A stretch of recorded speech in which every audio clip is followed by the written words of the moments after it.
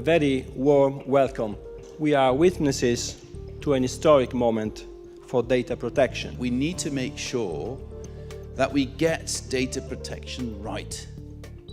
And I also believe that EDPS can help us get it right. We simply can't do this job without grit in the oyster, without an objectivity. That luxury, really, as somebody described it to me today, is the EDPS. The new EDPS team intends to be more proactive in engagement with EU institutions, especially the Parliament, the Council, the Commission represented today, in identifying innovative but workable solutions. We intend to be more active than ever in cooperating with our partner data protection authorities at national level and through the Article 29 Working Party. It has been said several times that actually the most important word in the digital market is trust. And ensuring this trust is definitely the role of EDPS. We set out 3 strategic objectives and 10 priority actions. And our key aims at first, to find new ways for applying data protection principles to the latest technologies, be it the big data, the Internet of Things, cloud computing, artificial intelligence, drones, or robotics. I think the biggest challenge is what we don't know so far, and that's why we have to be very careful. Data protection now takes up so much of our time for a very simple reason. Not because we want it to, but because it is a huge challenge for European citizens. There is a very most important fundamental right of the European citizens, which is the right to privacy. The data protection authorities should be more effective in dealing with the big data, of controlling the way how the big data flows. Second, we need global partnership to address the big questions posed by these technologies and by the social and economic changes which accompany them. Big data will need equally big data protection.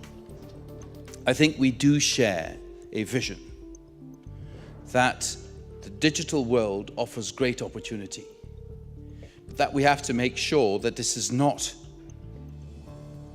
achieved by limiting or even hurting people's wish to protect their privacy while being active in the digital world. We have a once-in-a-generation opportunity to agree a rule book which is clear, more user-friendly, unbureaucratic, harmonized, about the responsibilities who handle personal information. So we have to work together.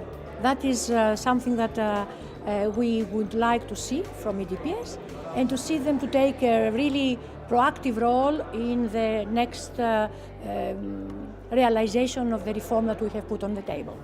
The way that we respond now to the rapid change and challenges, including threats to our security, will have the consequences not only for us, but also for the future generation. I think that the main challenge is to find a balance between freedom and security. We also understand at EDPS that Europe is facing an unprecedented and serious terrorist threat and has to take meaningful actions. As EDPS, we are an independent institution, and we are not a priori in favor or against any measure. But we do take extremely seriously our mission of advising the institutions on the implications of policies which have a more serious impact on fundamental rights. When we dealt with issues of mass surveillance and all of these data protection issues, we were dealing with a new frontier of human rights, essentially. And it is very difficult for politicians to come up to speed on these issues. And here the EDPS is absolutely invaluable. For me, EDPS is a watchdog within the institutions with an independent voice that can tell us you're overreacting. This is political and not factual, and I really appreciate that. I'm very much looking forward to working closely together with you and your organisation to assuring success of this effort. And I have to tell you that if we get this right, I believe there are huge opportunities in the digital era for European citizens and European businesses.